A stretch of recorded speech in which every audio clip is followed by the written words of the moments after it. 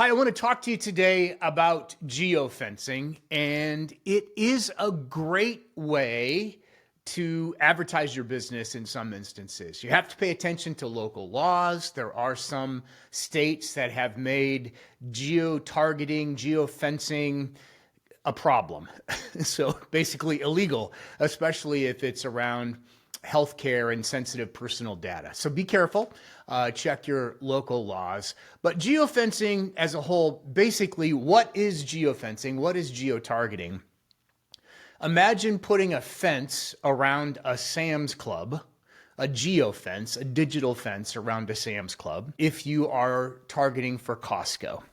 So you're working for Costco in marketing, and you want everybody who walks into Sam's all day to get hit with a Costco ad for something that you know maybe Sam sells, but so does Costco.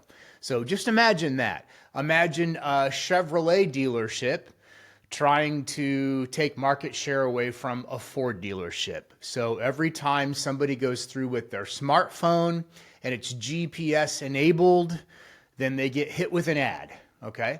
And then if you add retargeting to that, you can keep sending ads to that particular person once they've crossed the geofence. Hopefully that makes sense. We can walk through this. You can follow along on the screens. Examples from Medicare, because we are licensed insurance agents. A lot of what we talk about on this channel will apply to small businesses in general.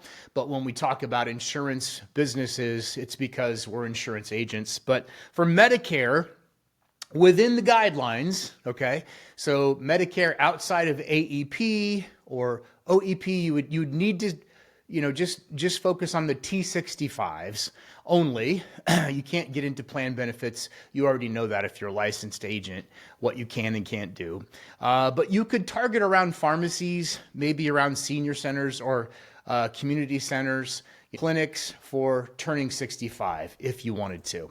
Examples for ACA, I would say large apartment complexes or even possibly housing, within legal limits, because you don't want to target anybody. You don't want to get into trouble, especially with identifiable information or personal information. So again, proceed with caution. But when you're truly trying to help somebody, and you're offering them a product that they might not know exists, like a zero premium health plan, which would help a lot of families, especially those that qualify, you want to get the message out there. So if you're a P&C insurance person, obviously car dealerships, DMV, on the home side or the renter side, new home developments or new apartment complexes, just makes total sense. Sample messages coupled with either a video. You could use a video for this stuff, and I would recommend video if you can. But let's just say you use an image and you want a sample message. So let's just say it's around a new apartment complex, and they cross the geofence that you made or had your marketing person make or your marketing partner make, marketing agency, whatever the case may be, and you say something to them, you blast them a message that says, need renter's insurance? How about as low as $10 a month? Right there on the first item there on the slide. Just bought a car, we'll beat your current quote.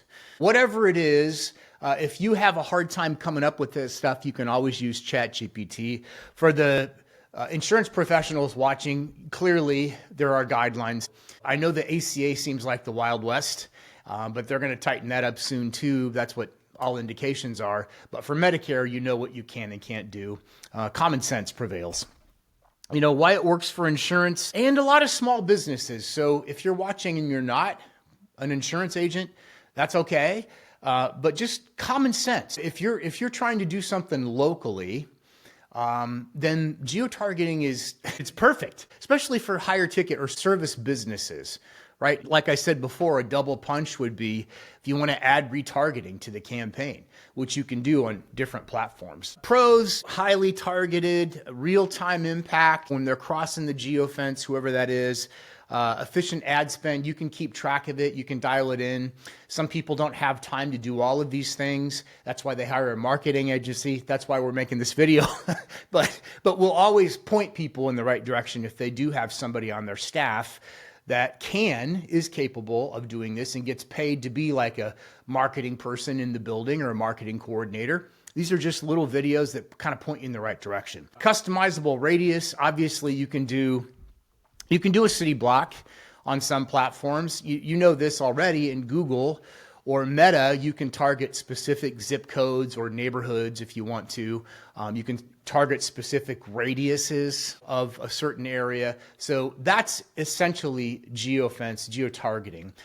Some platforms offer more precise, like you could literally draw a line around a Sam's property, the parking lot, everything. Somebody's car pulls in, ping, then they're a candidate for your ad. Sam's Club is what I'm talking about. Cons, there are privacy concerns. There are some states that have made this illegal in some instances. So rather than go through all of that, we'll just tell you, you should check with your local state laws with regard to geofencing, geotargeting, or have your marketing company or your marketing person do that.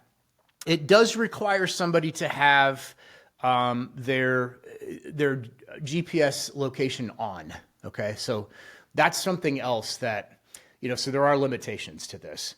And in rural areas, non-heavily populated areas, it's not going to work as well. I would not personally waste my money on it or my client's money on this.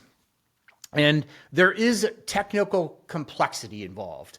So while you can throw up a campaign, let's just say you wanted to do this on YouTube or on, let's just say Google, in Google Ads, you can do it, okay? But there's a lot of things you can get wrong. So you could be shooting $100 bills out of a t-shirt cannon real quickly. So just be careful and do your due diligence. People that are trying to do geotargeting, geofencing are having problems because it's illegal in certain areas. If you ever need just a quick report on your website, go to our website at maxoutcreative.com, put your URL in there. You can see it on the slide here, right there, and you'll get a simple report. If you don't want us to bother you, just tell us. We may follow up with you and ask if you need anything via email. We're not going to call you unless you tell us to, and we definitely appreciate you watching these videos. Thank you very much.